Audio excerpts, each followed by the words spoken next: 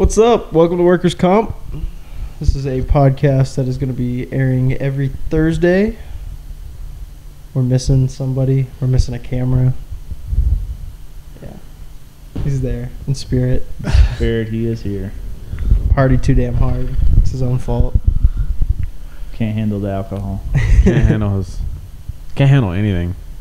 So we're going to go around and introduce ourselves real quick. Kind of give a rundown of what this podcast is going to be. First off, we all work together. We took the conversations from the back room, put it on the internet, seeing what we can do with it. Should be pretty entertaining. We got a pretty sweet setup here. Shout out Eddie over here for letting us use his place. Yo. He's going through it. All right. I'm Presley. I do a lot of the technological work here. That's pretty much my job with the podcast. I want to live a little brand. Move it over. I'll pass it over to G right across. What's up? I'm G. My name is Gilberto. I'm an alcoholic. We'll talk more about that throughout the podcast, and like other episodes and stuff like that. Yeah. And I like to party a whole lot. He's also the only single person in the group. Yeah. Yo. Hi, I'm Eddie. Known these guys for a little bit. G longer than Presley. But I guess I will be the guy that kind of does all the research on some of the stuff that we talk about. So, and bring it to the table. So yeah. And then we'll let the other guy introduce himself next week. We don't need to carry him. Yeah. He can do his own work. Yeah, you already carry him enough. Typically, if you're watching the video side of this, typically we're going to have two cameras set up where it looks a little better than the view we got right now, but somebody can't bring stuff to these meetings. Yeah. I mean, it's It's a consistent problem. it's a problem. That, one thing or another. You're one to talk about problems, buddy. Man, drinking tastes good, bro. Like alcohol just tastes good, man. Y'all just don't get it. That it's good and it makes you feel good. The idea of this podcast, though, is we're gonna come on here and do a little clean up, talk about whatever we need to talk about for the start. Then we're gonna have. Did we decide on 2 or 3 topics to talk about? 3 in an episode? topics. We're gonna go 3 topics. Yeah. They're gonna be world-changing political topics, probably. Yep. Even though we said we're gonna try to stay away from politics. I mean, not really. They're not world changing. Like people can take them as they want. You know, Yeah. they're not really going to be about politics. These are all our opinions. Like, Yeah. you can either take it or leave it. You can get pissed about it. Whatever. Yeah, I mean, if you get offended easily, or you don't like our language, the way we talk, or what our topics, you can always just change the channel or do No, you something can't. else. You gotta watch all. You can. Just mute it. Don't listen to us. No, what I'd rather you do is watch the whole video and then leave some hate comment and do whatever you want, because that doesn't matter to us. It just helps us. That's all it does, honestly. Yeah. You're Or right. or if you want I mean, to discuss another topic, hey, give us some feed. We'll always take some of that. You know. Yeah, we're planning some guests out. You know, we're just trying to get the thing off the ground right now. Yeah. Yeah. Hopefully, we could actually be consistent in meeting every week. It feels like people are more comfortable on the mics this time. We ran a first one, decided it was just not it, so we scrapped it. We're rerunning week 1. Yeah. We got how many topics we got today? Yeah. We have all 3 today.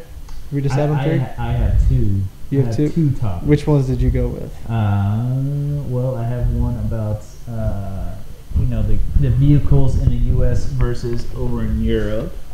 And then you have the electric versus. Okay, and then we decided that we're gonna go.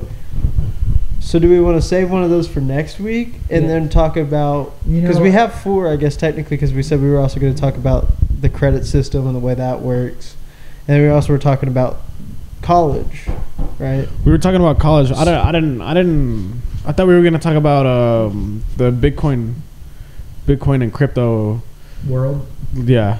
So do we want to do I mean, we can do these two another day. Should we wait for Dakota for those? Yeah, let's wait for Dakota. Yeah. Okay. So we'll just do the two. We'll do the crypto world. We'll do the education system, or do y'all want to do? Yeah, we'll do all. We'll make next week's topics all cars. That's what we'll do. So we'll run these 3 this week. Sorry, guys. All of his hard research and work Yeah. feels like down the drain. Yeah. No, for sure not, because I could totally go. Touch up some more. Yeah, just Soundboard. Eddie's our soundboard guy. I can definitely do some more research on it. That way, it's just too good to be true. But yeah, let's do that. Let's get Dakota in, and hopefully he doesn't get stupid drunk before and miss out on it again. But yeah, let's wait on him. I think that's a great idea. All right. Well, that'll be the plan. So which topic y'all want to jump into first? mm, Do y'all want to jump straight into the Bitcoin, the crypto? Let's do it. let's do Bitcoin and crypto. Yeah, let's do. So if nobody's kept up with it, Look how professional we look. We all got computers. if nobody's been keeping up with it, like our viewers or whatever, like recently in the past month or two, crypto's really gotten, like, Bitcoin's been getting hit. All the other coins are, like, everything's going down. Everything's getting hit really bad. But on the other end, people are saying, this is the time to buy. I'm not telling anybody to buy. I'm still kind of gray on the whole subject because how far it's dropped. I mean, It's dropped tremendously. it's insane because since our peak since November 8th of 2021, it has dropped and it has kept dropping, and it's kind of plateaued to about April 1st. Let me go back. It was $67,707.33 November 9th, 2021. And then it kind of drops and plateaus and raises here and there, but then it starts to go back down on April 1st, 2022. It's at $46,163.67. And today, well, it's 2 days behind. It is at $21,171.25.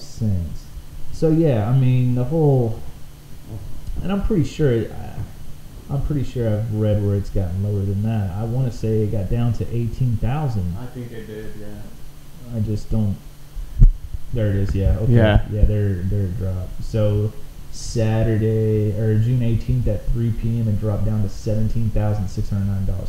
Yeah, So yeah, I mean, if you were able to buy, 10 Bitcoin, you're talking 180 or 170, 180 grand, you would probably have made pretty good money if you would have bought it at the lowest peak.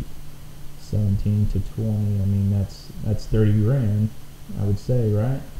So I think my biggest deal is that you have a lot of people. I did it, like Yeah. just jumping into these cryptocurrencies without really knowing anything about them. And that's what they want. And all that does is, I mean, being completely real, the number of people that are extremely successful trading in the stock market, whether that be cryptocurrency or regular stocks, they know what they're doing. They're investing in the right things, and they know how the trends work. And your average guy is just not. They're not going to know how to do it. So you're putting a lot of stock into something that, one, you're never probably going to be able to get a full Bitcoin at, if you're like me and you. Mm-hmm. And all it's going to do, it's kind of peaked. Like looking at that chart right now, like what What in that chart tells you it's ever going to get back to where it was back in March 2021? Well, and this is where you got to look. I mean, you'll find people that'll tell you. Let's see. I mean, they're always saying it's the best time to buy whenever it's at its lowest because it can only go up from there. But that's not true because it's a fake dollar, bro. Yeah, that's what it is. It's and let's be real about it. What really built Bitcoin to get this high? See, I mean, if you look at a real stock, like if you're going to invest in let's say you invest in Amazon, okay? Obviously, if you're investing in Amazon, there is a reason that company is going to move up or down. Obviously, you hold on to that thing for years, and there's nowhere it can go but up. However, with crypto, there's nothing backing it. There's a real business behind Amazon. There's no business behind crypto besides other people buying into it or not, or selling off. And that just, it's just set up for your average everyday people trying to get into this stuff. It just turns them off. Something really successful like holding real stock, like Apple or Google or whatever you want to buy into. And I just see that as a huge negative, honestly. Like you said, what? So from everything that I personally have seen, I mean, the thing that built Bitcoin to get as high as it did was, the dark web. You're talking drug trade, you're talking sex trade, you're talking all the stuff that you don't want traced by the American dollar. There's nothing that they can follow behind it, and there's plenty of shows that'll back this up. I mean, there was let me look for it. It was the guy who basically made the dark web what it was. Holy shit, what's going on? I agree on those terms though, because I don't think it's ever gonna go away because of that, like because of the dark web. Like they need a way to exchange that stuff. Yeah, and you can do it. I see a lot of gambling sites and stuff. They use cryptocurrency because it helps people who are addicted to gambling hide their habit. I mean, that's just you spent $2,000 on Bitcoin. Yeah, I did. They don't know that they spent $2,000 on Bitcoin to switch that to a gambling addiction or to help aid a gambling addiction that they're just continuing to bet. And it's just stuff like that. Exactly what y'all are saying is that like it's less traceable, whether that be legal with the government or if that's with family, like hiding shit from family. But also, there wasn't a tax rate on it either.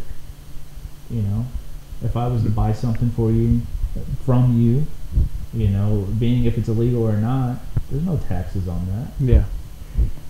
And if anybody knows anything, like taxes take up a big chunk of what you're paying for. Mm-hmm. I mean, you spend $500 on something, you're going to be spending $100 something on taxes because Uncle Sam wants his cut, even though we already paid him. What is it? Is it 8%? Is that right? Ours is, yeah. Because I bought the PS5. It was $550 after tax or before tax, and it got up to like $595. So $45 would make it 8%, right? Yeah. Sales. Yeah, but and that just sucks because we already pay our taxes when we get our check.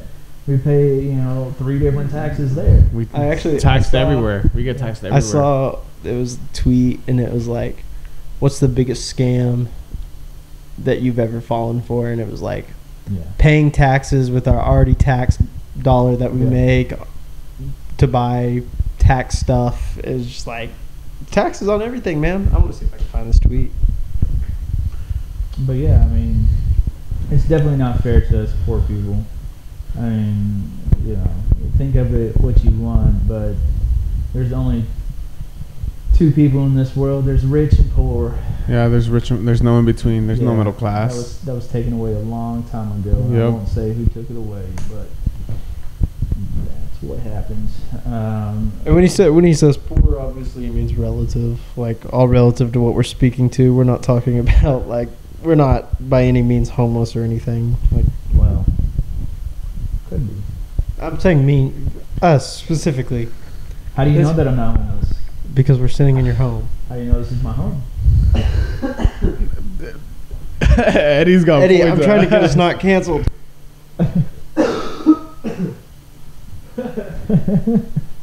I mean, I could be squatting here in this house. Who knows? This could be a B&B, and I'm just like hanging out here because I know no one's here.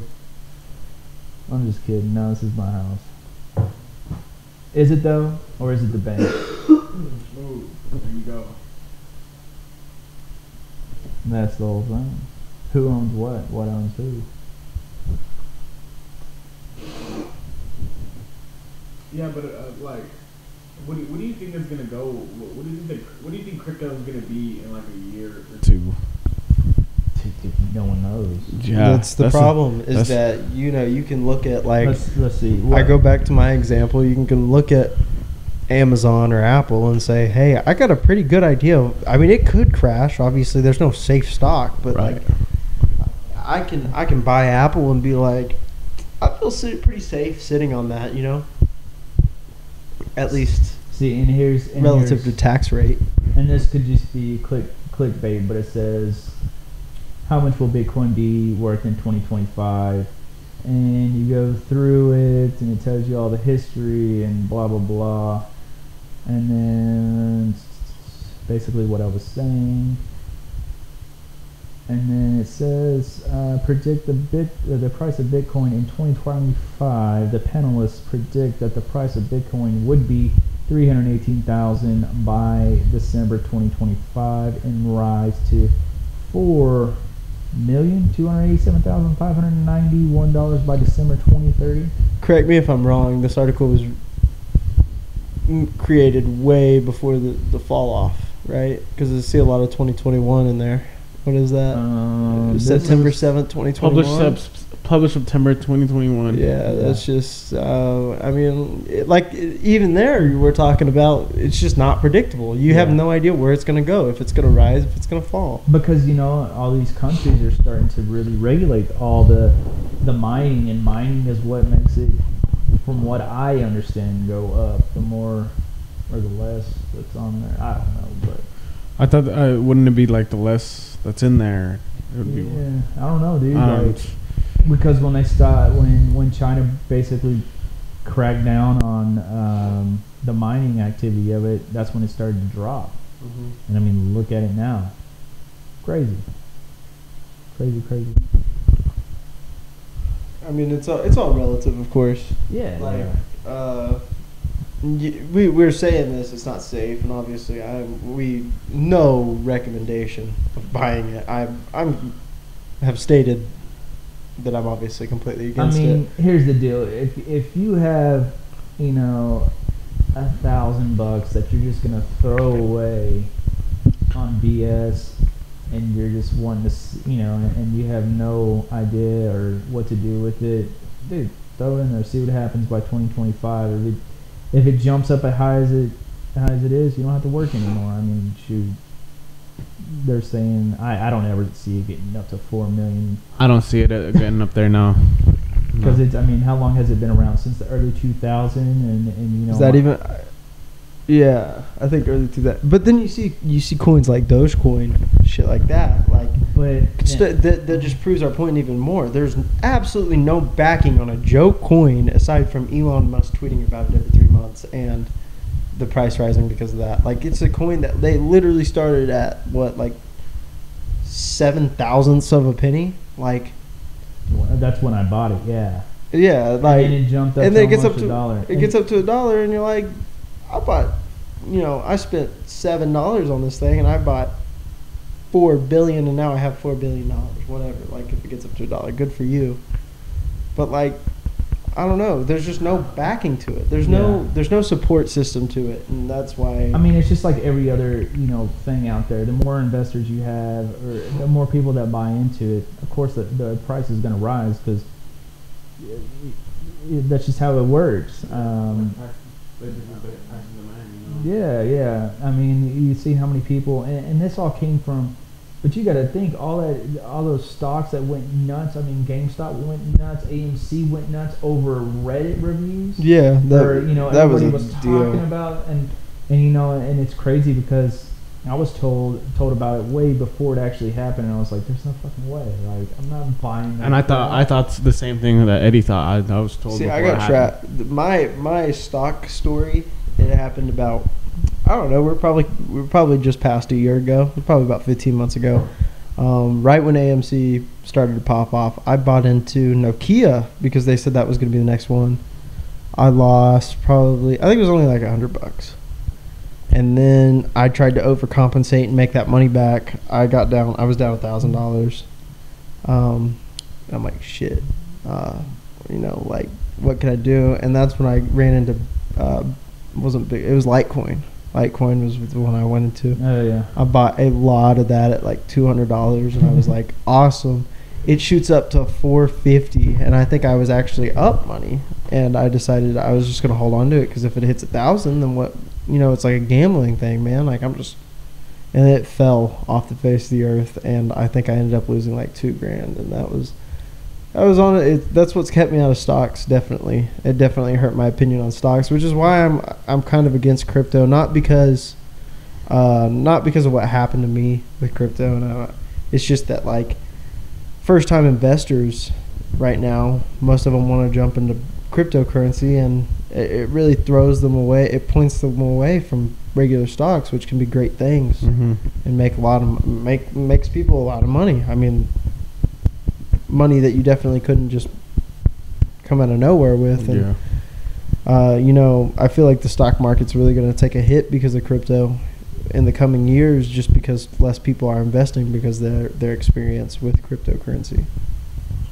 Yeah, and I mean, I read something that Fort Worth was mining cryptocurrency or mining Bitcoin. Like, thanks. All the tax money that you get, you're just going to buy into something that you'll have no idea about. Like, I don't know. I don't understand the whole property tax thing. Anyways, I mean, there's millions of homes being built every day, but our property taxes still go up. Yep. I don't understand the mining thing as a whole. Like it's an imaginary coin virtually. Yeah. Like that's exactly what we're talking about here, is that there's no backing to it, whatever. And there's no real value to it because you can't hold it. Like the value of it is what you and other people value it at and purchase it for. Yeah. But that's what I'm saying, is that like you're mining something that doesn't exist, and it takes up all this power, and it's horrible for how? Yeah. It's just like going in and editing a number in a code, like that's all it is. So I just, we could get roasted for my mining I just think the whole thing is kind of stupid. Like like I said, it's as simple as going into a code. I mean, as changing some numbers around, and that's the worth of the coin. Like, why do you have to mine it? As far as you see it, it's stupid. But like you said, you don't know much about it. I don't either. All I know is you can buy equipment or build it, and it uses a crap load of power. But at the end of the day,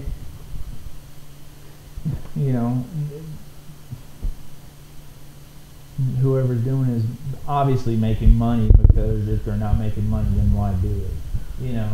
I mean, yeah, they're probably able to mine it. I would hope they're able to mine it faster since it's at a lower cost. Like I said, I don't know anything about it.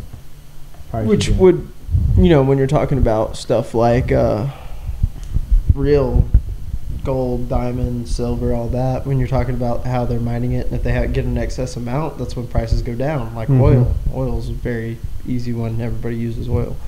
So, therefore, if you're able to mine more of it, wouldn't the price drop faster? Am I wrong about that? Like, if you're mining more of it, the price should logically go down because there's more of it and less people want it. Well, right. Yeah, and I mean, but how does so the people that mine it? Where does that mine go? Like, does it I think it's Does all. it stick with them, or does it go to it's in the market and then somebody gets it? I think the key. I mean, basically, logically they'd keep it and sell it, right? And that's how it gets streamed into the market. Is the availability of it? Because I want to say they use graphic cards. Like that sounds right. That sounds like what I've heard. But I understand there's only like a limited amount, right? But like I said, how the hell is that? Yeah. Like it's an imaginary thing. Like I think it's that way. I mean, it's just like everything else. You got to understand, like when Nintendo only put out so many Switches, like some little bit of amount, people were going crazy. I mean, it turned into like this. It's like what we're seeing with the PS5 right now. PS5s and Xbox, stuff like that. Which I think Sony was genius about, because like now you're thinking about it and you're like, well, now they're so hard to get your hands on. Everybody's going crazy about it. I mean, like if we host one of these events, we're selling out every single time, and or somebody camera, bro. Oh yeah, we hit 30 minutes. This is the annoying part of only having one camera. Is now the video has just gone blank for a second because that's how it is. Oh, we're done. Method 1, if you're looking for crypto mining, okay, so they have cloud mining. They have cloud mining too.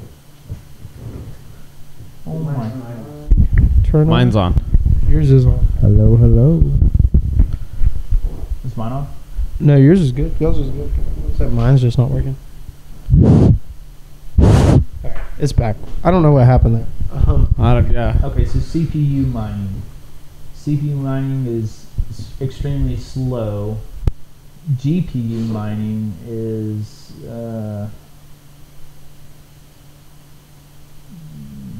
probably the most popular and well-known mining crypto. If you graphics card, yeah. So, but graphic cards are not cheap. They're the most expensive thing on a computer, dude. Yeah. I mean, that's probably the pretty average price of a graphics card. A good graphics card is $3,000. Like a graphics card that you're going to be using to mine something, not even put it to use of what I would do, play a game. But then you can also pay someone to mine for you. So if I was to do that, I would probably pay someone to do it, so I wouldn't have to invest so much money, because they're already they already have a company that has probably just millions of graphic cards, probably the best of the best. And you're not having to use the power to mine it and stuff. Yeah, you might not make as much off of it, but at the end of the day, they're probably you mining it versus someone else mining it. I would think you'd probably be almost equivalent to each other, because the amount of power they use to do it. Yeah, I mean the upkeep on all that stuff, because dude, you're using this. You're using a graphics card to its max every time. It's eventually going to wear out. Like, at the end of the day, like there's. They keep these things running 24/7, don't they? Yeah, 24/7. 24/7. And I mean, as you can see, my TV is actually going out too. So, and it's not even run 24/7. But anyways, yeah, like.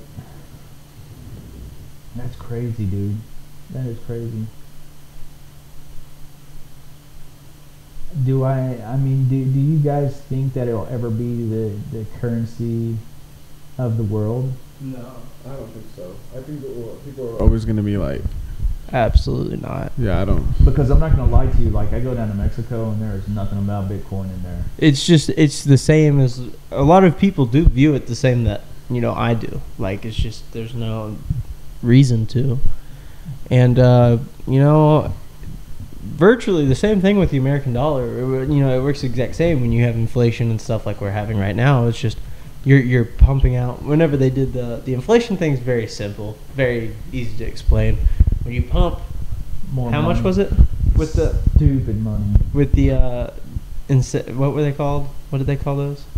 What the stimulus checks. When you're stimulating the market, right? You're producing a bunch of money that's not actually there. You know, when you're sending these checks and stuff. And so it took a while, but once that finally like processed and everybody has some money, like some sort of money. And all you did there was you created $391 billion that wasn't there before. And so, you know, that's when you're talking about inflation. That's literally what inflation is. It's just you need that money to filter out, which it will eventually filter out a little bit. It's just exactly what would happen with a raised what is it called? Minimum wage. Raised minimum wage. This is exactly what you'd be seeing with that. And so you're kind of just getting a taste. And ever since inflation started, you just see more people pushing for a raised minimum wage. Like, that's not how it works. You know, eventually you're going to be paying $10 for a bottle of Coke. And you're a quarter of the way there. Yeah. So I mean, like, but come on, man. You know, at the end of the day, like, you know, I was watching something and they were saying like a lot of the stimulus checks were people just putting in, you know, anonymous names and, you know, making up, like, basically a lot of people who shouldn't have got the money got money. Businesses that took out I got the money and I wasn't supposed to. It's because at the end of the day, the people who were in charge of this, once you let them get in charge, they screw up everything. Exactly. So yeah, we're just talking. You know, you're seeing stuff, normal everyday items. Yeah. I mean, like gas is going up because a whole different thing. But like your normal everyday inflation, like on a bag of chips or whatever you're buying, that's simply because of a raise in currency in rotation, and it's just gotta be filtered out, and it will be, I assume, eventually. Yeah. And it's typically how it works. I think a deflation needs to happen, like you know, some of this tax money needs to actually be turned into like this debt that we're in, this, which I don't really understand how you're in debt to yourself, but you need to take some of that money out and deflate the market a little bit. Take some of the money out of the rotation. I mean, you know, I'll say this and I'll say it every time. I know we're not in debt. There is no fucking way we're in debt. There is no way we're in debt. How can we be the world power? You know what I'm saying? Like what they call us, and we're in debt to everybody. Everybody. We owe everybody out there some bit of money. That is a very good point, but I don't know. In fact, that actually is a perfect segue into the credit system. So virtually, what the Americans do, like the American government does, is they give out these credits to other countries, like, oh, you did this, we owe you this amount of money. It's like a future, basically, right? And you know, you then see this debt and you're like, what the shit, like, how are we in this much debt? And virtually that's the whole credit system of America, right? Like, you get these credit cards. And you hear about it all the time. All these horror stories of charging so much money to your credit card, more money than you can ever pay off. Yep. And so, I mean, that's the credit system itself. We're gonna get into it here in a sec, but like, the idea of credit could easily be fixed with like a school reform, which we're also going to be talking about in a second with college, and just learning more, because I feel like it's as simple as people, if you give people access to money they don't have, they will take advantage of it. What did you? Oh, you're looking at the national debt numbers. Like, dude, nice. How long did it take someone to? And it just keeps on going up. Debt per citizen, $91,675. But my thing is, okay, so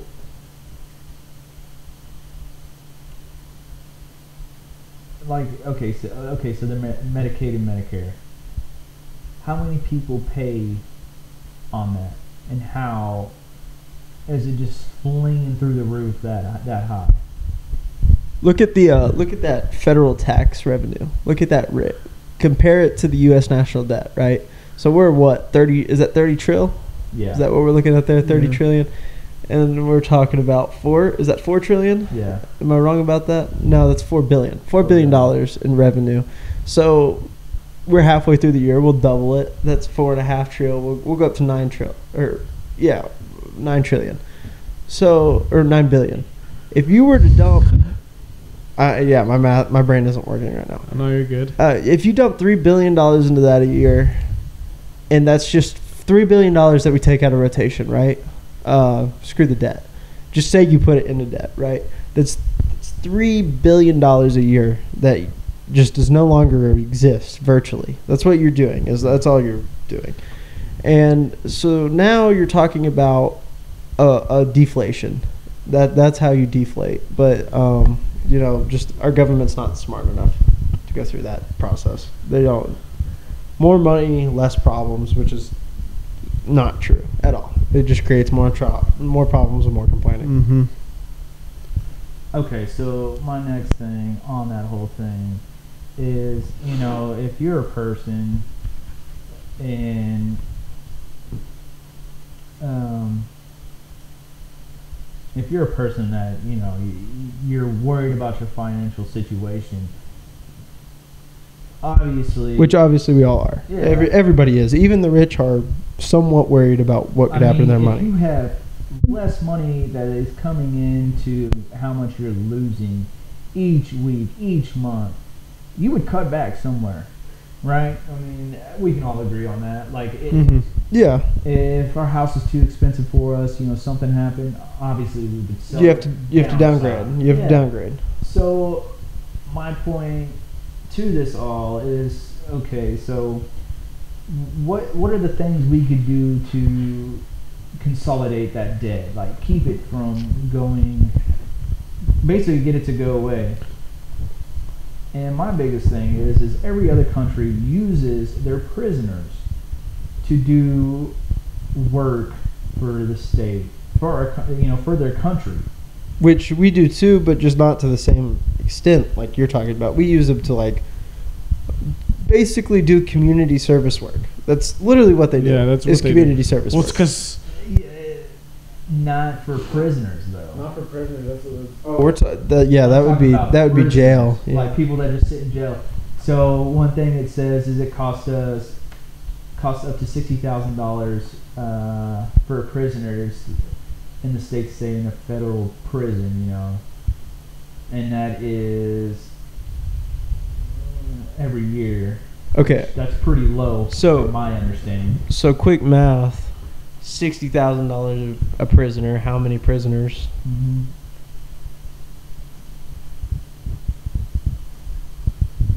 Are in the U.S. and more than 5.6 million Americans in 2020. I think we're one of the biggest states with that too, or countries, not states. So simple math tells me 60,000 times 5.6 mil. Mm-hmm. That's $336 billion a year. Okay. And these are people. Simple enough. These are people that aren't contributing back into that. They're not They're not getting taxed for anything. So that's we're the working man is basically paying what they're not paying. And so being that said, just on our road system, and this was in 2018. It says that we spend $92.5 billion US on our road infrastructure, highway construction, stuff like that. So why don't we take these bums in jail? So this is about 1.5% of our population that is just in prison. Just in prison. And, not even jail, just prison. And and these people might have done some heinous crime. And there's some in there that's probably done, some kind of little drug sale, whatever. At the end of the day, they're still in prison. They get convicted. So why should? And this all goes back to our, the 300 crazy amount of our $30 trillion debt that we're in. we could release $92 billion of that, and probably more if we made these guys basically go and do work that we're paying companies to do for us. Or let's really get into it. How about the U.S. makes a company to build infrastructures, buildings, construction, and then instead of having companies, I guess the companies could still sell it, but the U.S. would be profiting off of the free quote unquote labor that these prisoners are doing, that they're not doing anything. So this sounds really bad, but so let's say you're struggling, right? You're not doing good. You're homeless virtually. You can't even eat. Like, you're on the verge of starving to death. What's to stop you from just going and punching the shit out of somebody? And that's what some of the homeless do. And then go to jail, and then you're supplied for what? At least a month. And that's the whole thing. And that's what a lot of... That is the definition of taking advantage of the system, but some people, like, if you have to do anything for food, that's what you're going to do. Yeah. So, and some of the homeless, like, actually know that, and they actually do that. So during the wintertime, when things get cold. And there's a fine line, because when you work at, a real ghetto location, or you're in a ghetto location, you'll have cops say, you want something to be done about, a homeless person stealing from you. And it's not just stealing food, it's, stealing just whatever the hell they feel like. And it might be to get arrested, but at the end of the day, the cops are like, dude, there's no benefit in being in jail. So they'll just let them just basically get away with it. And I had that happen to me so many times when I was working in the ghetto store, because at the end of the day, the cops that see that all the time, they're not going to waste their time on that, because again, they're going to have to do a ton of paperwork per this person, that they're just going to have to do a repeat cycle on. And that's what, like, in one single area, that could be up to like 30 a day. I mean, especially when you're talking a place like Dallas or Houston, and the stockyards. There's this store that in Dallas, that if you call the cops, they won't come unless the person's it's emergency, unless like the person's either stolen like a certain amount of money, or like somebody's been shot or something. They will not come. They won't. So if there's just somebody out there causing trouble, like, the police aren't gonna come. They're not gonna do anything. But if he steals, like, I don't remember how much it was, but if it's like if it's not over like 5,000 or 10,000 that they stole or something like that, it's not gonna show. If it's not felony level. Yeah. Well, felony is anything over $50. I think they raised that. I think it's higher now. No, is it? Yeah. Cool. I'll look it up real quick. Is that just Texas law, or is that United States law? I think it's just Texas, from what I understand. Yeah. Savings per family, $12,000. That's felony theft is now. The theft is a felony of the first degree if the value of the stolen property or services is over $300,000. I don't think that's right. 300,000? No wonder why people. Some banks don't even have that. The value of stolen property or services, 150,000 or more, but less than 300,000. Or the stolen property is an ATM and its contents valued at less than 300,000. So what do you get if it's more than 300,000? Nothing. So this is kind of funny.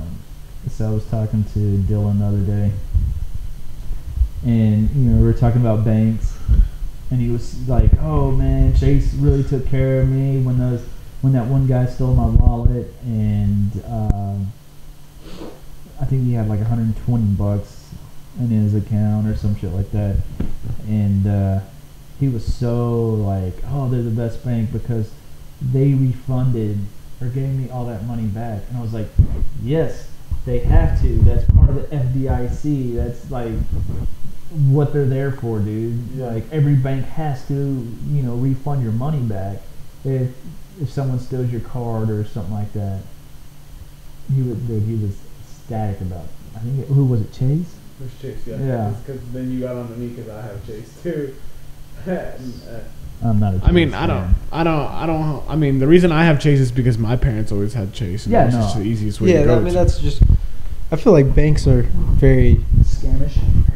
that and hereditary. I feel Yeah. like you're So- likely to have whatever bank your parents have, just because they're going to open an account and they're just going to go with whatever they can track you with. That's what it feels like the most. So let's get into credit. All right. Hold on real quick. I want to. Half of the Americans aged 65 or over had an annual income lower than $24,000. The median annual pension ranges from $9,000 to $22,000. Older households spend around, but so 73,000 is all.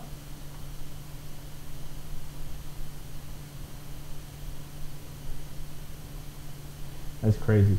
Like, dude, every time you look at something about like how much money you should have by the time you retire, it's always some crazy number. But then when you actually look at statistics on people who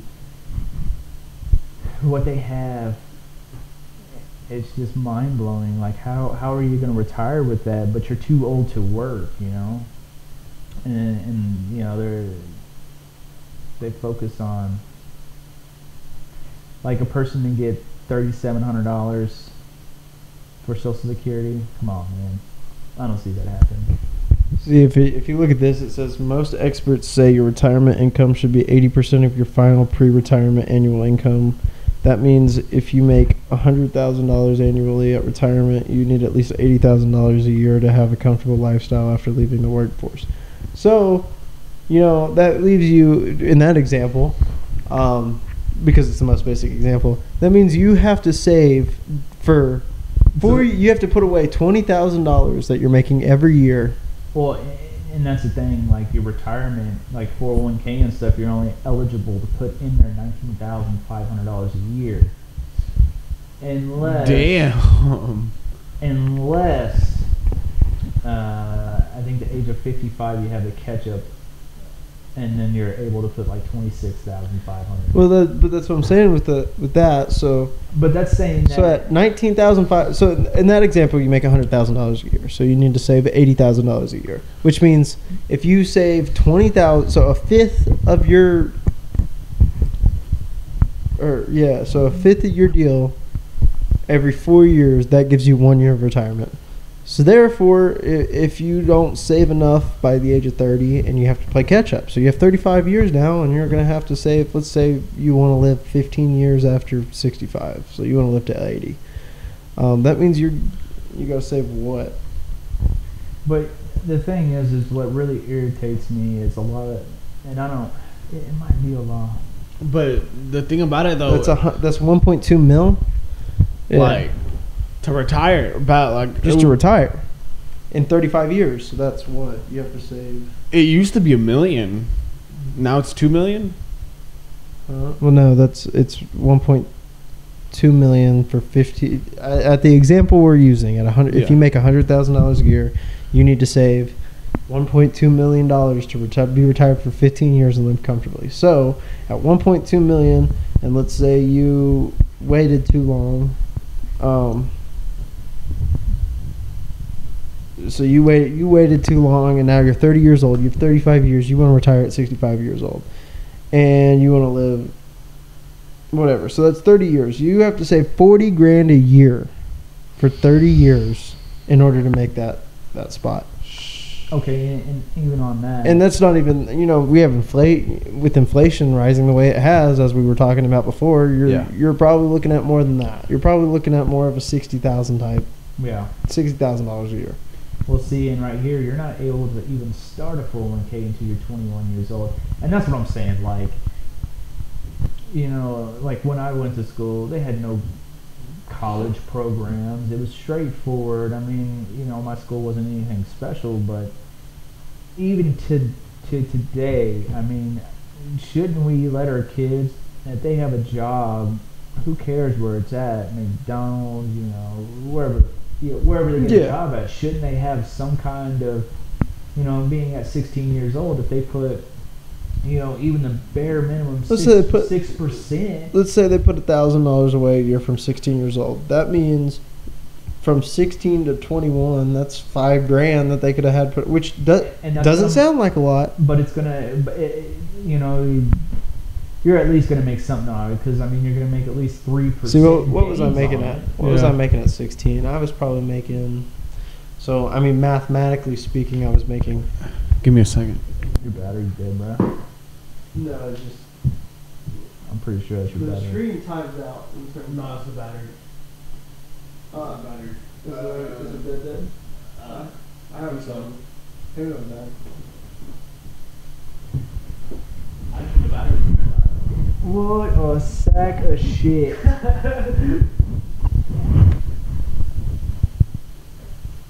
I am running a freaking machine over here, and it still has 2 hours and 16 minutes. What the?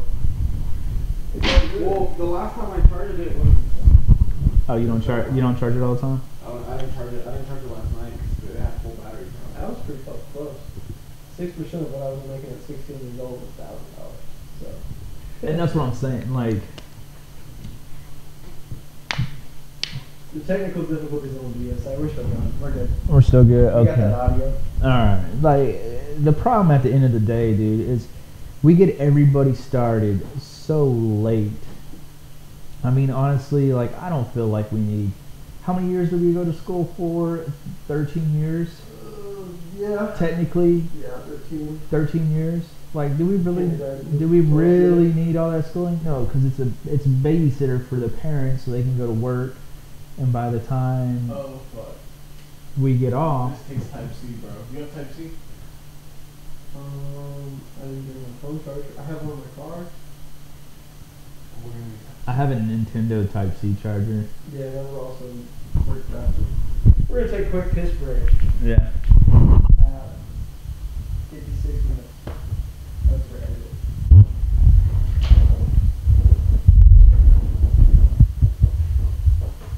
You done playing with the dick, bro?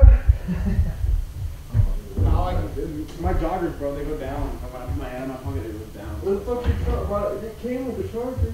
Dude, talking about my short dude is seeing pulling all these fucking Kyle. That bitch is like, I get it off and be like, dude. It's a good idea, baby. Fucking crazy, bro.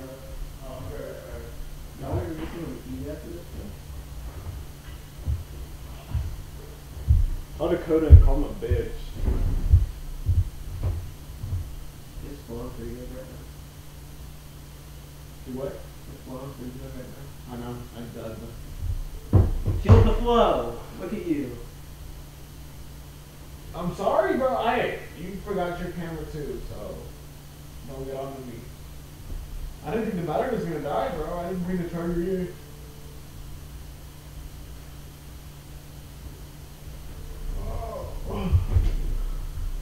Look at this split. Come look at this. Come check this out.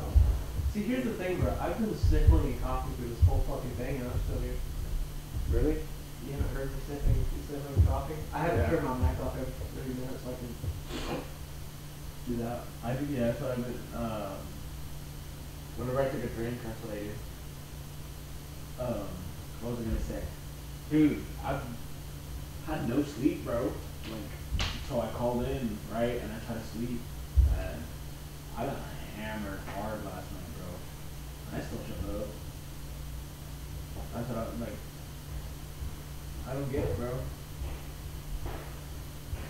I don't get it.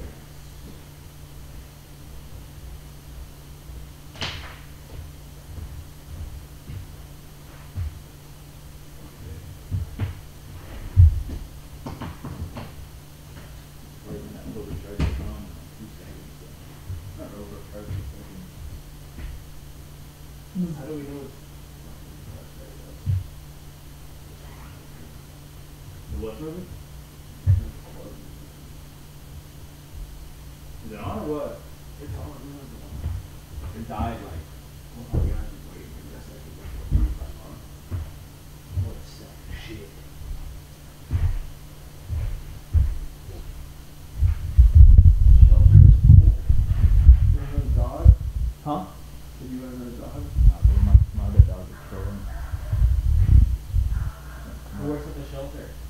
No, there's just a Facebook post about how much shellfish for and at least $5 for it.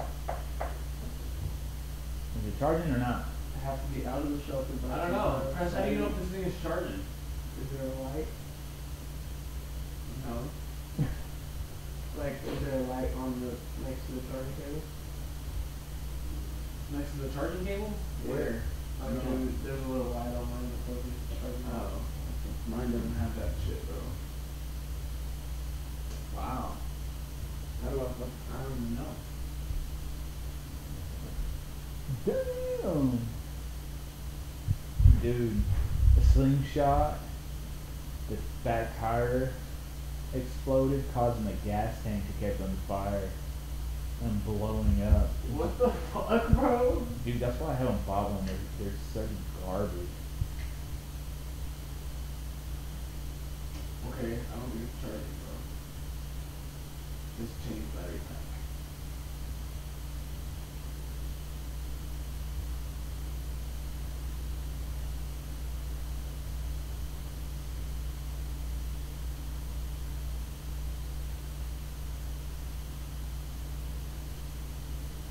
Bro, these are the little pit bull puppies that we saw when we were there. Get them, bro. Hell no. My fucking apartment complex doesn't even allow fucking German Shepherds. I don't know how we got away with it. Awesome.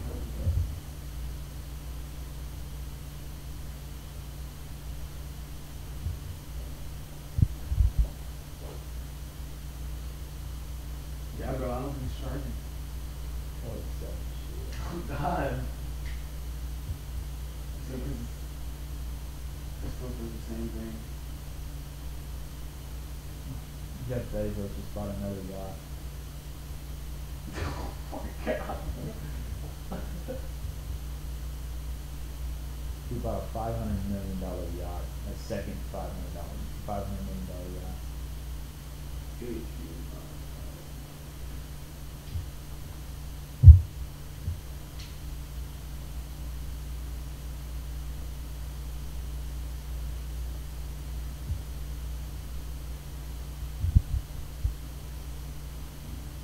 I don't know what to do first.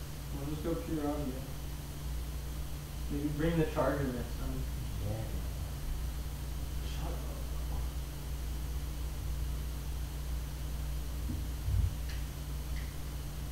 Yes.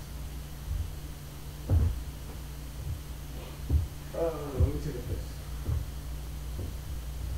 Hurry the fuck up.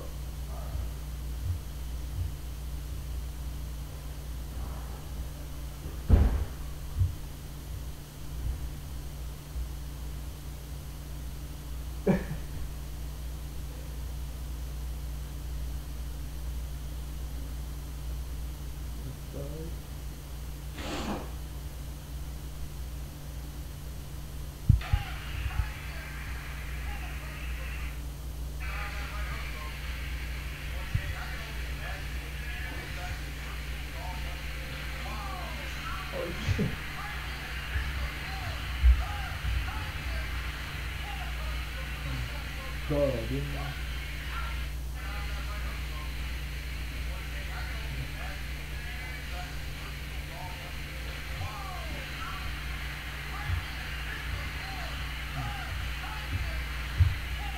What's the point of this, bro?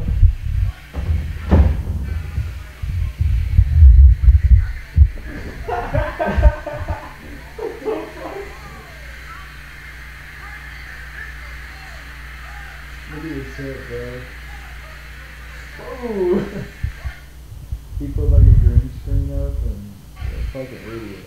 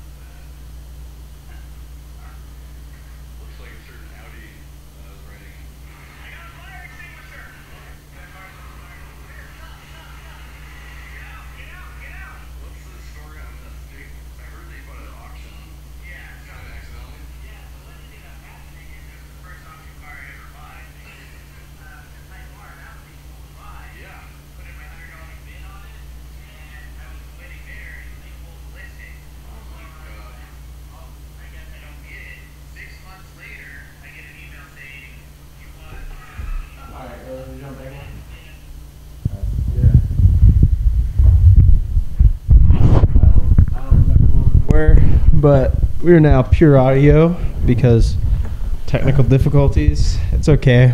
I feel like we get a little bit of whatever you want to call it. My brain just can't find words today. For this being the first episode, We were not a talking big deal. about 401k. Yeah. Your first job, you made. Yeah. Okay. So yeah, Everybody $1,000 starts a off year late. from 16 to 21. I mean, like it looks bad.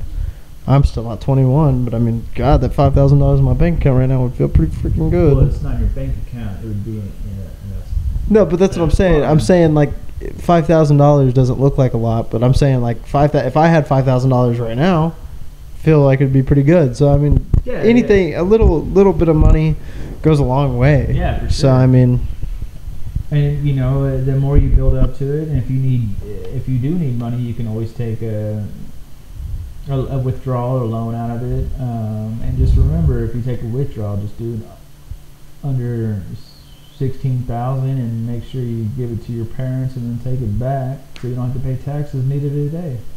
Win-win for everybody. There's a little bit more to that, but you gotta trust the people first. But anyways, yeah, dude, like I was reading something, and for me to retire, or for you to retire, it was saying like $3 to $5 million. Like, that's crazy. I mean, yeah, it can be done, but I don't want to be a walking zombie at the age of 70 when I hit that. Like, there's no possible way that, in my mind, I could last that long. No way. Like once I get where I feel like it's good enough, I'm dropping off the face of this earth.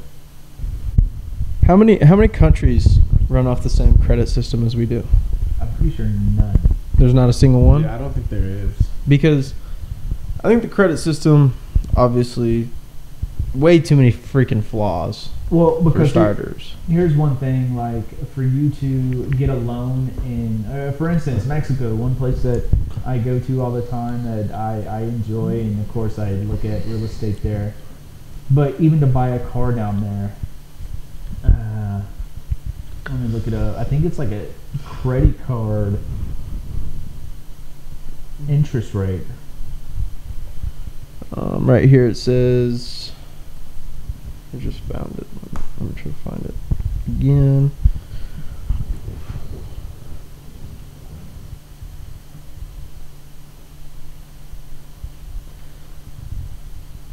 Many countries in the world handle credit very differently, with many having no credit score system at all. So here's the thing, man.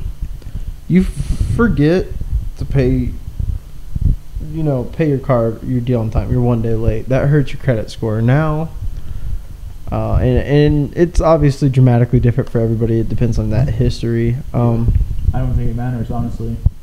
It doesn't? I personally don't, because I know someone who's had repossession, a couple repossessions, and foreclosure. And 5 years later, they got nicer vehicles than I could imagine ever having. So, and they make less than I do. So, I don't understand it. Like, so to do things properly, you open a credit card at, you can use me, perfect example.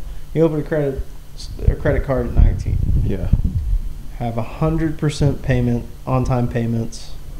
But that's because all I grew up hearing is that, if you want to do the things I want to do, like buy a house, have a house forever. Like, not just something I'm going to live in, sell, and then move on. Like, I want to buy a house forever, so I'm going to be looking for something kind of nice at a younger age. And so I have to immediately try to build my credit score to whatever I can by the age of, blank. Let's say I want to buy my house by 23. So by 23 years old, the most ideal setup to buy a house is what, like in between 750 and 780, something like that. It's a high ass number. Yeah, it's high. when I bought this house, I swear to you guys, my credit score was, and this was in 2010 when banks were eating shit because people were flopping on it. I had a 685 credit score. You were young. You were 19, right? 19, yeah. And I still got I mean, 3.75 was the best interest rate, and I could have bought it. You can buy your rate down, and I don't know the. I think for me, because I have a 4.5, for me to buy it down, or I had a 4.5, for me to buy it down, it was going to cost $10,000, which the company that had this house built was willing to pay that for me, or they put it on top of the, or no, it was 15,000 to drop it down to 3.75, or they could just take it off the list of the price. So, you know, from what the loan agency told me, I would potentially save more money in the long run if I would just take the 15 grand right off the top. But I don't know. I don't know if that was the right. How much? number. What was your down payment? $4,800. $4,800. Mm-hmm. And how much are you? So it was, you bought it for what, 155? Is that right? 155, yeah. So you put $4,800 down on a $155,000 house. Yeah. My brain's still not working. I don't know how many times I have to say it. So that's what? That's less than 10%. Yeah, it's less than. That's almost 5%. It's around 5%. It was I tried to put more down and they told me not to. So what's the reasoning for that? They said to have basically significant amount of funds for future Payments. For the future, yeah, basically. Which makes sense at the time, you know. And It also kind of feels like they just want you to have to take longer to pay it off. But one thing that they never tell you, so when you buy a brand new house, one thing they do not tell you is your first year, or that payment that they first give you, is going to go up dramatically after your second or third year. I got hit after this third year, I think, yeah. Because as far as paying the taxes, I was only paying taxes on the land, not the structure. So, you know, I was only paying taxes on $20,000 instead of, you know, $155 or whatever they valued the house at. So then when that hit, it was back owed. For some reason, there was something, I don't know exactly. I guess it was the timing that I bought it. They didn't hit me for the first year because I bought it right at December and, you know, whatever. So I got hit with 2 years. So then, you know, they send this nice little letter that says, hey, you got an escrow shortage of, you know, $10,000, or I think it was like $9,000. So, yeah, you know, luckily I had that money. Well, it wasn't the same money, honestly. It wasn't the same money that I had from wanting to put more on my house down payment, but luckily I had the money to pay it, and a lot of people don't. Because, I mean, you're talking $9,000, and my house payment at first was only $978 a month. So I was like, dude, that's easy payment. And then after that happened, it jumped up to like $1,300 and something bucks. I mean, I've never paid the true payment on it. I've always paid more just because.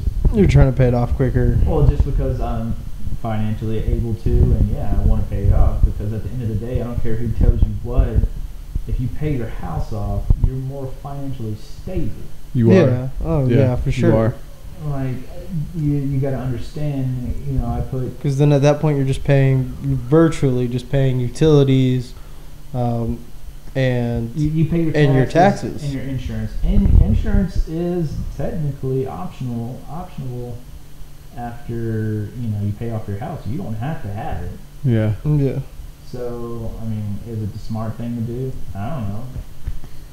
Because you got to look at it this way. You pay, you know, now, you know, I pay anyway. I think I pay let's just say $2,000 a year on insurance. You know, in 10 years, you know, you're talking probably it's going to go up to $4,000. You know, you don't know what's going to happen. But anyways, what's it cost to really put a roof on?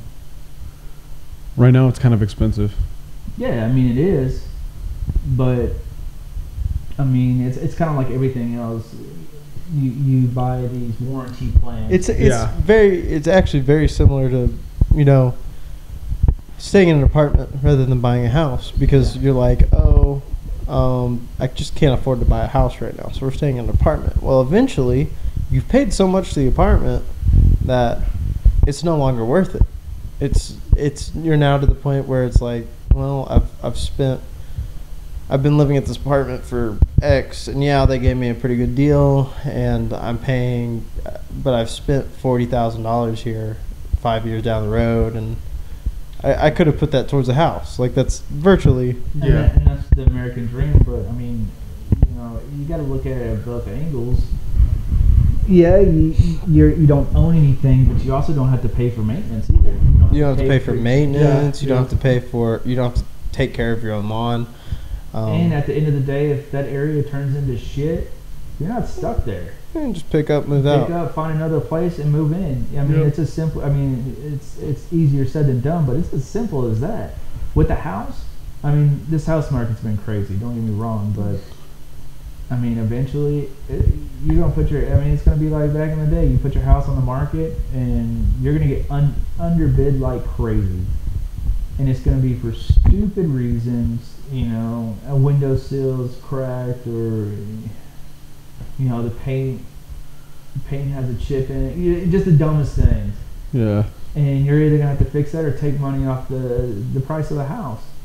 But you know, as long as they're, I mean, at the end of the day, that's just what's gonna happen. Unless you have an investor come in, they're gonna buy the house for what it is. They might offer you, you know, right at what you're asking, but it's not gonna be like how it is right now, where they just offer $30,000 over what you're, you know, asking for it. I mean, shoot, if we all had houses on, you know, multiple houses, we would have sold, you know, the houses to make money. That's what I would have done anyways. Yeah, I know somebody who he had 3 houses, and he sold his other 2 and kept the one because he made. My dad had, you know, 2 houses down the street from here, and he just fills up with crap.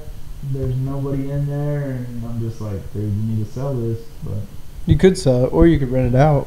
Especially right now, I mean, yeah, you could see. Then you're thinking on the opposite side of the scale. You're like, oh, I could sell this, get all this money up front. Yeah, it's just like, so when you buy a house, you're paying all this money up front, but in the long term, it's smart. When you're getting an apartment, you're paying less money up front, but in the long term, not a good idea. Yeah. Now with selling a house, it's the same thing. It's I'm getting all this money up front, but where's this money going to be in 20 years? Yeah. Now, if you're renting that house, you're like, oh, I'm not getting as much as money up front, but if I put that aside over time, I guarantee you it does equivalent or come out equivalent to. Oh, and it could be a retirement fund for you. You know? Yeah. If you rent a house out for $2,000 a month, and you're getting $2,000 from Social Security, I mean, now you have a combined $4,000 a month. And then you're talking, then you're talking $48,000 a year, which I mean isn't insane, but yeah, it isn't much. But as long as where you're living at, hopefully you have that paid off. If you have a rental house, I would, you know, whatever though. But you know, that could be a potential retirement plan. And real estate, really, I mean. I've never seen this house go well. It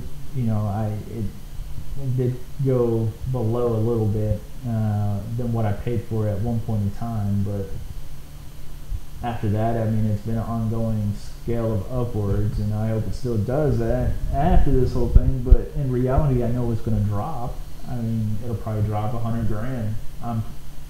And I'm okay with that. That's what the people like me and G are hoping for, and that are still trying to buy a house. We want it to drop $100,000. You know, and I wish the best for everybody, because, you know, I personally, if I was to walk into this house, I would not give $400,000 for it. I mean, let's be realistic. Half of these houses on the market, it's like, dude, are you fucking kidding me? Yeah. Like you're to buy a house right now would as simply put as possible would be dumb. Yeah. To not go with an apartment setting, or unless you have a house that you're like, oh, I can get 5 times as much as I paid for it, and I can downgrade into something. And then you're like, okay, then you're talking about something. But for right now, it's like to buy a house. It's like 2 years ago, the same house was worth $200,000 less, $150,000 less, and you're like, that's just a lot of money. Maybe not willing to go into it. I mean, eventually the market has to crash. It's just like that's how it's built. It's like, oh, nobody's buying houses, so we'll start lowering the prices. That's the thing. People are buying it's slowed down a lot, but people are still just going fucking crazy over houses. See, but the thing about it is that all the rich people are buying houses and taking their money out of the stock markets because they were predicted, like we're overdue for a crash. Yeah, I mean, is the thing. And that's just how it always goes. I mean, if you have millions and billions of dollars, you're looking for the next best opportunity. I mean, you're not just going to hold on to that money because at the end of the day, one, you really don't want anybody to know how much money you really have coming, or have. Yeah. Because you're just going to get taxed on it, or you're going to get scammed, or it's going to.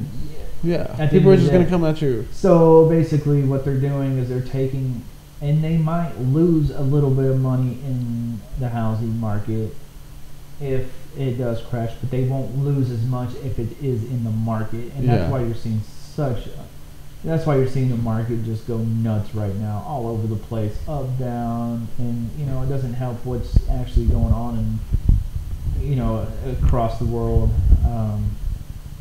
That doesn't help either, but it shouldn't affect us as much as it is, or so they say. Yeah, so they say.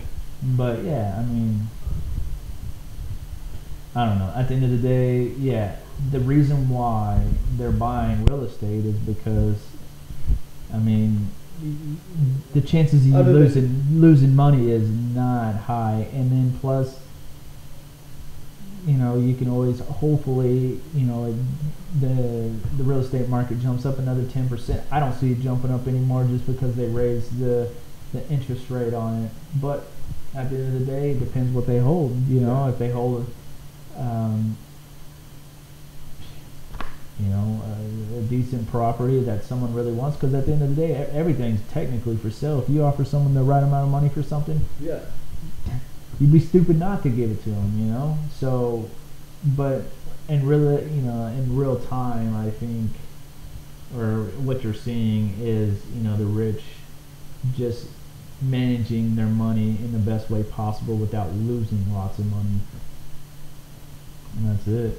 That's what it is. Yeah. And it sucks, it sucks for the people that want to build a family and they want, a house over them. I mean, a lot of the houses that they're able to afford, it's not going to be in the best part of town. No. Even so, there's an area. I mean, even by the stockyard, places no one should live just because how bad it is. I mean, some of those houses, I'm just like, holy cow. Yeah, they're going for like $200,000-$300,000, and the next house next to them is a trap house. It's like, what? But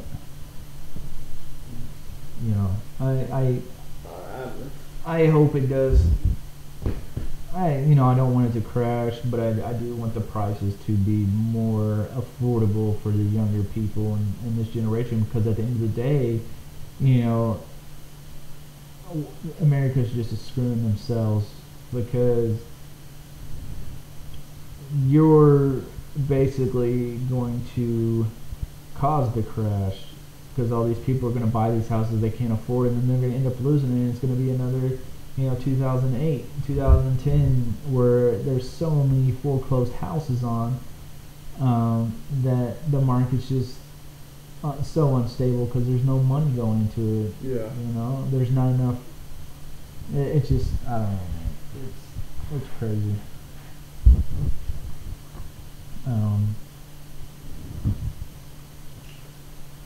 And then it is getting very expensive to live these last few months. But I mean, a lot of it has to do with, and this is just my opinion, is for a truck to go from point A to B costs, 3 times as much. The price of gas, I know it's a hard subject to talk on, but I feel like that's the issue. I feel like there wouldn't be such a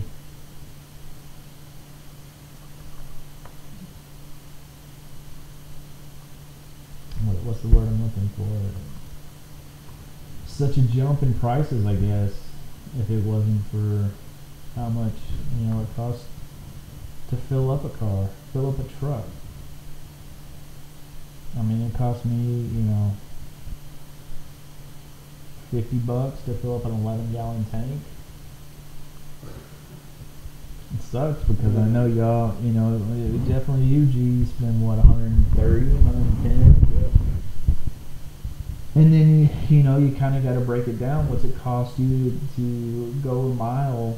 Is it worth, driving as far as you do?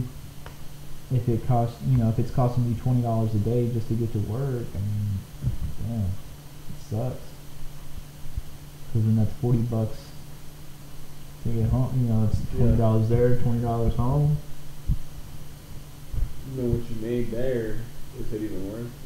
Yeah, because I mean, what do you make a day? $150, $200 a day.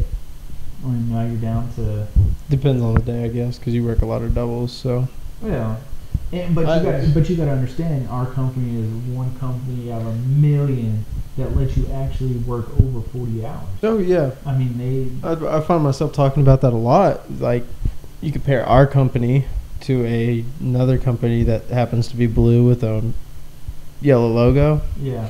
And there, if you're anything over that could be 40.01. If you hit that mark, you're written up, you're fired. Yeah. Then you compare it to our company where you could work. I mean, hell, they don't care. They literally don't care. You can literally work. You can live there 100 hours a week. I mean, I've definitely had weeks where it was possible. Like I've been up there. I think the most I've ever worked because of your advice was 69 something. But well, like what's his name? He showed me his paycheck. He worked like 96 hours Christmas week. Oh, Mario. Yeah. Mario. Yeah, we wore a suit, right? We wore a suit on Christmas. Yeah. Holy cow! Like, kudos to him. I couldn't do it. I don't. If I had to, yeah, I would. And I don't think he has to. I think he just does it because he wants to live a certain lifestyle. He wants certain things to be Well, done. I think a big that kind of goes into what we've been talking about with retirement and stuff. Yeah. A big reason a lot of Americans can't really ever retire is because their work ethic is just not as. Yeah. I mean, work ethic plays a huge part in your financial stability. I mean, if you're not willing to work that 40 hours a week, then you're really not getting the most out of your salary. So, like, when projecting your salary with an hourly pay time or an hourly pay job like what we have, you just simply you take your whatever you make, you multiply it by 40, you multiply it by 52. That's how you determine that salary. Mm-hmm. Well, that's your projected salary for the year, assuming that you work 40 hours a week every single week for 52 weeks, right? Well, a lot of people do that and then work 36 hours a week. And so let's say you make, I'll do the math on my phone right now. Let's say you make $12 an hour and you multiply that by 40. And then you multiply that by 52. That's $24,960 a year. Well, let's say you work 30. Let's say you work 32 because you skip a day every single week. You're down to 4 days, and you just lost out on a whopping $5,000 every year. So I mean, like, it's a big deal. And let's be real, like That's a lot. Like That's that a lot. $5,000, that becomes a lot of money, Yeah, especially with a yearly basis. it's $25,000 a year, and you already lose $12,000 of that because at the end of the day, you gotta have somewhere to live. Yeah. And that's low. That's a low amount.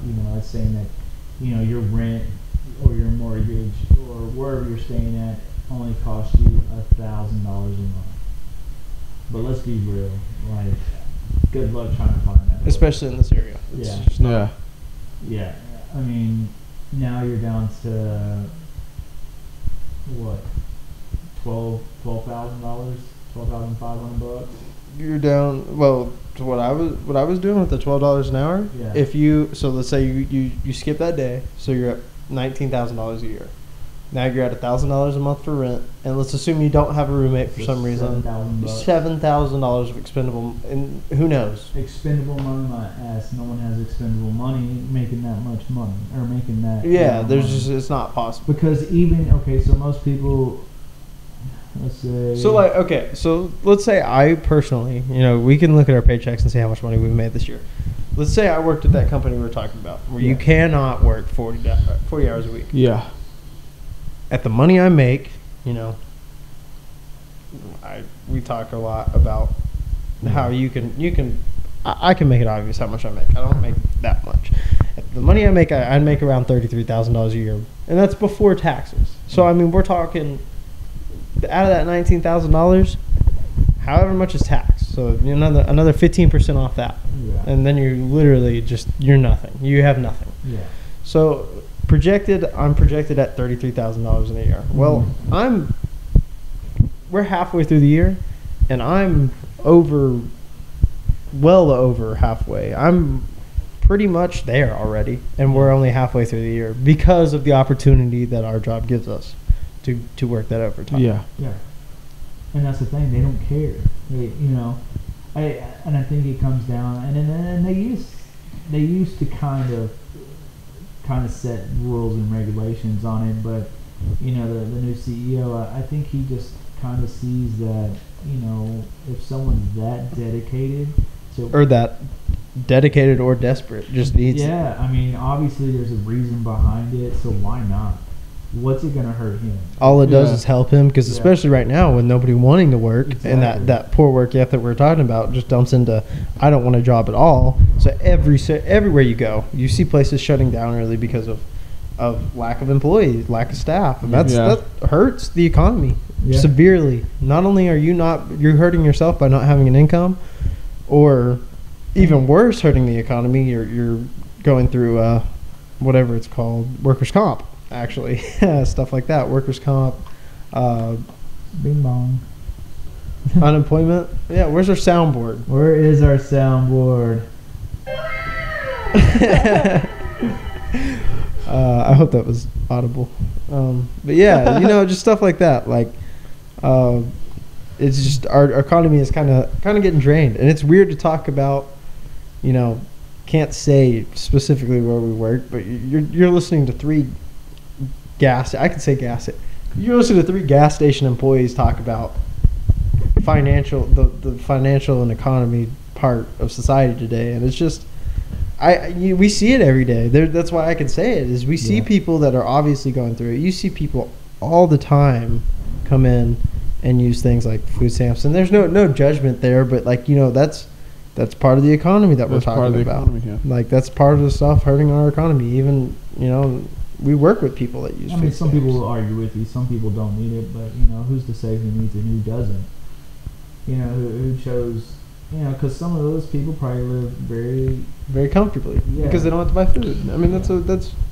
But at the end of the day, you know what? At the end of the day, if it's offered to you, why not? It's like it's very similar to driving by a mobile home with a really, really nice car. Yeah. You're like, it's just people that have different priorities, and obviously your priority is not towards paying for your own food, and you want to live a better lifestyle, which I gotta respect. Yeah. If you have the ability to get it, do it. That's why a lot of people throw a lot of judgment on those who take advantage of the government. But if the government is going to be that easy to take advantage of, why not? Yeah. Why not? Yeah. Yeah. I mean, you got to understand, like, how much does it take you to make an hour? And if they're willing to throw money at you that way, that's hours that you don't have to work to make that money. I'm not telling you not to go to work because of that money, but I'm saying that's extra money in your pocket because the government's willing to throw it at you. And if you can take advantage of it, if they're willing to give it to you, take advantage of it. Who cares the judgment behind it? Because here's the thing: a lot of people judge for things when in reality, if they were put in the same place, They'd probably do the same thing. They would do it. And let's be real, like we're all there doing the same. We're on the same path. Like we're trying to do the same thing. Well, 90% of us are. We're trying to make a lifestyle for, you know, our loved ones or, you know, for our family, and like we're all doing it just at a different scale. Some may make more, some may make less, but at the same time, we're all doing it in the same motion. And just because the person that's helping you out, you know, I don't know. I just feel like some people think that they're better than other people because they make more money. But honestly, how do you know how much people make even though they're behind the register or, you know, pushing baskets or whatever? You don't Flipping know burgers. I mean, yeah, I mean, like you can look at the website and be like, oh, that's how much they started at. Well, there's a lot of things you find out in company. Yeah. There are easy ways to get bonuses. There are Yeah. easy way to get raises. There are plenty of people that are working at McDonald's that are making just as much as your secretary at an insurance company. You know, like there's people like I've talked to a manager at McDonald's, and you know, well, actually he was like an assistant manager. Like he said, his manager was pushing like almost $200,000 a year. Yeah, I mean, like it's just because they were like the number one store in, you know, the area of, you know, such a big area, and they got bonuses and all this other stuff. And he's like, yeah, he like showed me his pay stub. He made like $200,000 one year. Yeah, it's just like, you know, we have a keen idea on what some of our employees make, and you know where we work, and you know people pass judgment because we work there. But Yeah, you know, right. in reality, it's a good. They do a very good job, and a lot of people complain. A lot of people complain about it, but complain about anything. yeah, I mean, that if pertains they to could give work. us a raise, they could give us a bonus, whatever, and people will find a reason to complain about Oh, it. yeah. You're right. Yeah. But, you know, like what we make considerably and the ability to do overtime and stuff like that, like you're looking at a job you can have and provide for a full family on a full-fledged scale working in a gas station, man. Yeah. Like, I mean, here's the whole thing. Like, if you see someone that's been at a company for X amount of years, and I'm talking 10, 20 years, obviously something's good for them there. Like, you know, yeah, you've been like working at a job. You specifically have worked at the job for 15 years. Obviously, you're not barely scraping by. Yeah. So, like, there's a reason you've been there for 15 years. Or you see it like the thought that you have to have a job that, which obviously which satisfies everybody else. everybody around you. everybody wants you to, right? Everybody wants to have a job that pays excess amount of money, but in reality, society can't function without those people flipping burgers. Yeah. Or society can't function without Well- your teller at a bank that makes a quarter of the amount of money as you. But it's an honest job. Like, at least they're working, man. Like, yeah. But you know, at the end of the day, like when you're in school, you know, they're always pushing for you to go way above. oh yeah, What the fuck? everybody wants to be doctors. Everybody wants to be lawyers. Everybody wants to be. Well, in reality, and people are honestly at this point in life just too nice to say it. Not everybody's smart enough to be a fucking lawyer. No. Yeah. As straightforward as it could be. Not everybody's smart enough to be a fucking doctor. Like, But you know, and the one person that they shit on all the time is the janitors, and the janitors are the ones who are making, you know, really pretty decent money. You or know? people who clean houses and stuff like that. Because Yeah. all they're catering towards is people that can afford it. And if you Yeah. can afford it, You're getting tips. yeah, you're getting tips. You're getting, But you know, school janitors, like I've seen where, you know, they're signing for like $55,000 a year to be a janitor. which is Holy in cow. most school districts, that's more than the damn teachers. Exactly. Well, and that's going to be raised up. I think this year or next. I year. heard they're going 65. Which, you know, good for them. I couldn't do it for that. There's no way. Kids are just. Kids are a handful. They are. Oh, And yeah, especially, like, so I have a friend that's a teacher, and he said it stressed him through the roof. Like, he ended up in the hospital because he was under so much stress. Like, no sleep. Couldn't. Oh yeah, these are, so you may not be these kids' parents. Like, I did teacher interning through high school. I really thought that might have been a path that I was looking down, and you have these, especially the younger kids, man. Like, they're stupid. It's simple as it could. Not that they're all stupid. It's just they're 6, 7 years old, and you have these 30 lives that for 8 hours a day or 7 hours a day, however long a day, 5 days a week, 9 months a year, those are your kids. You have to watch it. Like you said earlier, you're babysitting. So, I mean, like, yeah, I think they probably need more money than they get. But, Yeah, the whole school system is just a baby daycare. A free daycare for, working people.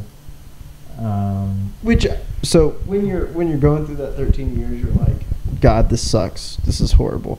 And you're right, 13 years, way too damn long. You could probably go 10, 6 to 7 Yeah. years. I think really. for the babysitting portion of it, you could probably go to the kids 15, 16, and everything is fine. But my thing is, okay, so let's say you have it for 5 or 6 years without breaks. How many kids would really, I'm not talking about elementary, I'm talking about middle high school years. Those kids would have been like, hell yeah, 5 years of school so I could go off to college, because college is either 2 years or 20 years, depending on what you're going What your goal is. I mean, everybody has a goal. So let's say you graduate, and now you're 16 years old, and you have a when you graduate, you're 18, aren't you? right now. But I'm saying, like, in our scenario, let's say they go for 7 years. They're now 12 years old when they graduate high school, which might, for the babysitting thing. Yeah, which is okay, honestly. But like college, you're going to college and you have a dorm room the first. Unless you're going. Or to let's community say you college. cut it down to, you cut high school out of the picture. Yeah. Most kids are graduating now at 14 years old. Before the kids get really fucked up from all the crazy shit that goes on. Which, in high school. if they go to college, it's probably going to happen. But it's not going to be at the extent that it was. But now you're 14 years old and you're graduated. You got your degree. Although you might have 2 years before you're like able to drive and all this. Well, now you're sending kids to a community college. Community colleges become more popular because they're still in the area. They're still more accessible. People then start to realize that you're getting the same education as you would be the first 2 years of you're just paying a fraction of the price. Well, now you graduate that at 16 and you have your car. Now you go to a big university. You're now, and you're already set up way further than most people are set up now. Because they're not willing, after 18, they're not willing to go to college for 2 years. So now you have your associates at 16 years old. You learn, because when you get your associates, I can be frank with it, it's the same shit you learned through high school anyways. Yeah. So you now condense that to 2 years. You've made your community more profitable with the community college. Pop up a few more community college, but it's basically required because what the hell else are you going to do? Yeah. But you're paying what, like, so for me in specific, or how much you pay a year for college? The university? Yeah, how much would it be at a university without scholarships? Without scholarships? Just a semester, one semester. One semester? Minus $5,000. $5,000. $5,000? $5,000, yes. Only? Yeah, it's mine is. So, that's not even that bad, but yeah. But comparatively, at a community college, I'm paying one. I'm paying one, and you're not paying housing and any of that because you can still live at home because you're going to community college. Yeah. Well, now you saved a grand total of $16,000 throughout those 2 years, and you have your education. You now have your license. Now you go to university if you want to do that. But if you don't want to do that, you already have your fucking associates. So, like, you have a piece of paper. You basically have to do it because you can't drive. Yeah. You can't have a job. So now you're basically forced into getting associates. And now it makes more sense. You have a lot. Yeah. Your education system is getting bolstered, whatever. So that's just that's a thought process. So you can see it.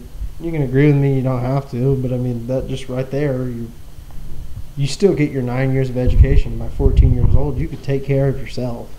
Yeah. Simply put, you could take care of yourself enough to not have to have your mommy and daddy home at that time period. Yeah, but I think that like because at a younger age you have more want and aggression to get stuff done. Yeah. So you come out in the field, 25 years old. Well, now you get your master's and you're 20 years old. In my scenario, you get your 6-year master's, whatever. You're 20 years old. You're not even old enough to buy a drink, but you can get a real job. So I mean, that right there, education goes way up because the United States education is horrible compared to around the world. Yeah, and I mean, and on that spectrum, dude, you could be, because it just gets easier as you get older, as long as your job lets you advance from where you first start, and you're smart. As long as you're smart with your money and you do smart things, you're not stupid, you're not trying to be or to look like a rich person, then you're good. You find deals and you go with it, but as long as you're able to advance with your company. If you're not able to advance, or there's just a stopping point, and it's not a good salary, it's not something that you're comfortable with, then find a job that's out there that you can move up and be able to have a good life by the age of 30, have a house, have everything you want, and then that way you can start with your retirement process. You can start really putting money in for your retirement. Because, like I said, I do completely agree that about 13 years is way too long. Because you're talking about like it's the same stuff, and then you get teachers that teach you the same stuff a different way, and let's be honest, a majority of the teachers at my school were coaches. They weren't trained to be a science teacher. Oh yeah, no. Teacher, So they're learning as you learn, so it's kind of like, what the hell am I learning? But you look at it, you can look at it many different ways, but you can also look at it as, all right, well now, I have my bachelor's degree and I'm 18 years old, and I was kind of forced into it, but I'm set up to be a lot more successful because I actually learned the shit that I want to do with my life. Yeah. And then you still have your people that don't want to go through college, so there's. But I mean, you basically have to. You basically are forced to get your associates, and that's their choice, man. You're going through the same shit. And now you have your associates, and you either want to or you're burnt out, like we're talking about. And you're like, you go into the work field, but you're more qualified to do whatever, anything, anything. You have an associates, you are more qualified than somebody straight out of high school. Or now, you know what? And even if they were to take high school and make it where you get your basics out of the way, like you have to get your basics out of. That saves you 2 years right there. Yeah. And like that puts you on a so much. That puts you on a 2-year less scale of what I'm on, but it still sets you up for a more successful life. Yes. And that's what I'm saying. I mean, I'm not saying that college should be free by no means, because the people that are going to go to college. Well, the thing is that the reason that a college professor is paid more is because it's not as state provided. It's you're making money through colleges are very, very, very, very financially stable. Yeah, like they got their money. Yeah. So you can pay your professors, and when you're paying your professors and stuff, obviously they're going to know what they're doing. It's not going to be a coach that teaching basketball. So they're more qualified for what they're doing. AP math class on the side, like, come on, dude. So then, like, I'm not, and that's the one thing I'm just like, what the hell's going on? And then you have less people like on that burnout stage where, all these statistics are just like blowing it through the roof now. Everybody gets their college degree. Everybody, we have a 60% college graduation rate rather than a what are we at, like 10% right now? Yeah, I think so. So I mean, I don't know. It's all about how you look at it. Yeah. Correct. So Eddie, you don't have your college degree. No. Did you go to college? I was going to, yes, and then technically at that time it was the cost of the college. It was going to cost me. But you took time off. See, because what happened, what I find a lot is I did not take time off. What I see from school, yes. Yeah. So, I was full time. Yeah, because I was full time, and I want to say it was only like 6 months, 6 or 7 months from when I graduated, and then I went into university.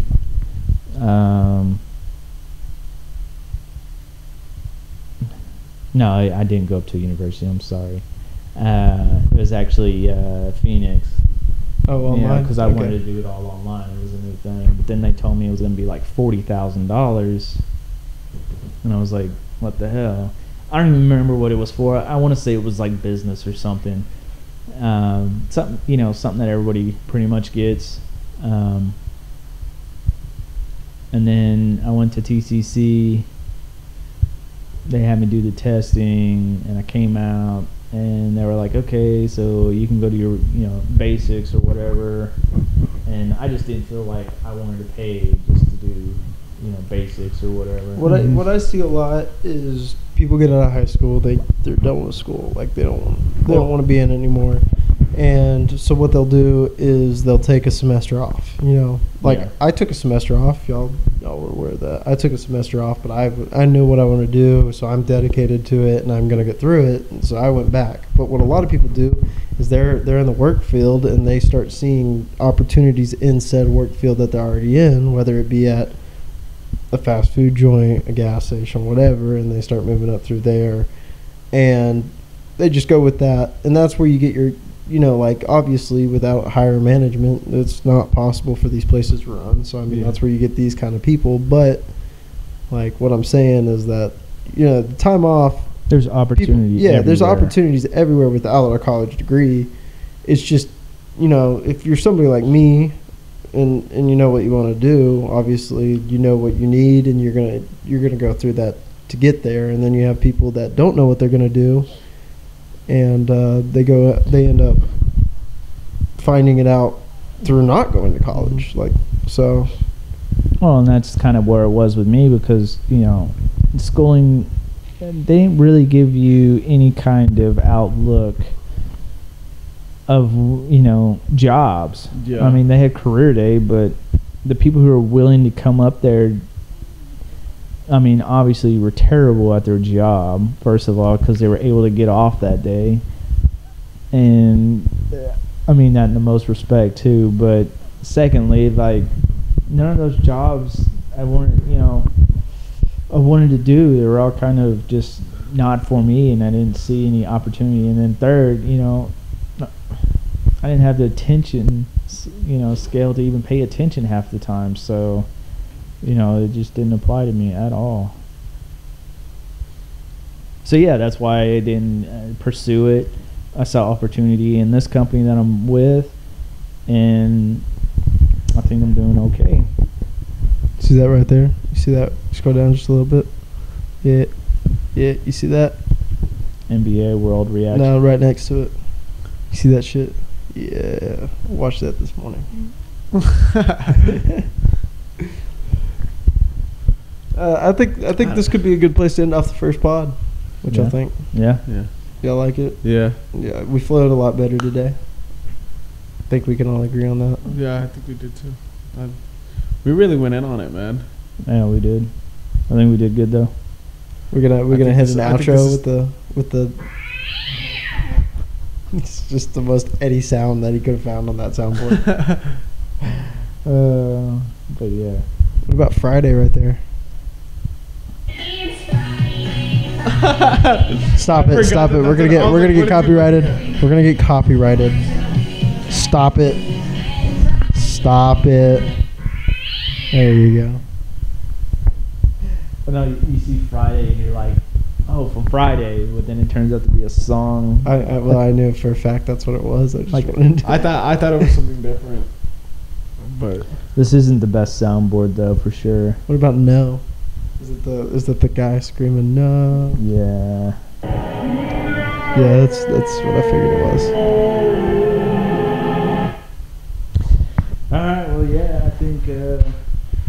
a great place to stop. You know, Like I said, this is all our opinions. If you Take it as you want. Yeah, take it as you want, but there'll be more along the lines. And if you have something to say, hey, leave it on a page that we have hopefully available in the next episode or so you can leave some fan mail for us and see how you feel about any of the stuff that we talked about. and we'll be back every Thursday. All right, this is Eddie, and I'm out. This is go. G. Let's go. Everybody's got their own outros already? I just go.